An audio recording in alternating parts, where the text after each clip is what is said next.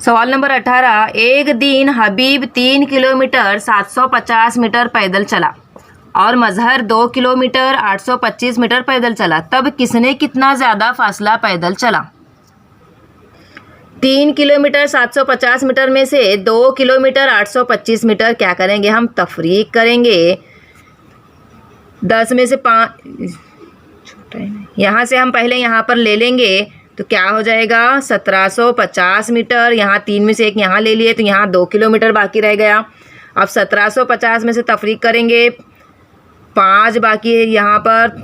10 में से 5 तफरीक किए 5, 4 में से 2 तफरीक किए 2, 17 में से 8 तफरीक किए 9 बाकी रहा, 2 में से 2 तफरीक किए सिफर, यानी सिफर किलोमीटर और 925 मीटर। हबीब ने 925 मीटर का फासला ज़्यादा तय किया।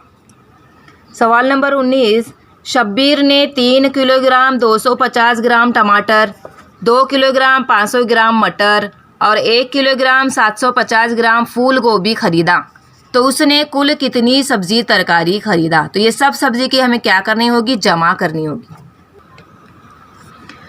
टमाटर, मटर और फूल गोभी की हम क्या करेंगे? जमा करेंगे। यहाँ पर देखिए सिफर सिफर सिफर सिफर,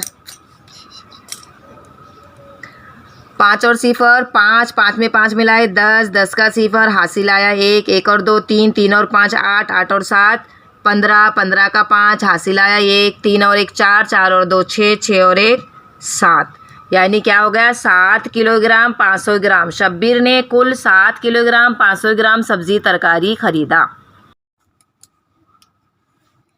सवाल नंबर 21 देखिए, ज़ैल की जिदोल मुकम्मल करके कुल बिल तैयार कीजिए। यहाँ पर एक जिदोल दी गई है, शय दिए गए हैं, वज़न, शय का वज़न और उसका नर्ख। अब हमें उसे क्या मालूम करना है? कीमत मालूम करनी, यानी 1 किलो का फ़ी किलोग्राम रुपये, 1 किलो का वज़न दिया गया है, कीमत दी गई है सॉरी, और यहाँ पर वज़न दिया गया है शक्कर, शक्कर का वज़न है 2.5 यानी 2 किलो और आधा किलो। अब उसकी कीमत 1 किलो की कीमत है 32 रुपया। चावल दिया गया है 4 किलोग्राम और 1 किलो की कीमत है 35 रुपये। चने की दाल 1 किलो और आधा किलो ने 1.5 किलो और उसकी कीमत 1 किलो की कीमत है 60 रुपया। तोर दाल 3 किलो, 1 किलो की कीमत है 70 रुपया। गेहूँ 7 किलो है और 1 किलो गेहूँ की कीमत है 21 रुपया। खाने का तेल 1.5 किलो, 1 और आधा और 1 किलो तेल की कीमत है 110 रुपया।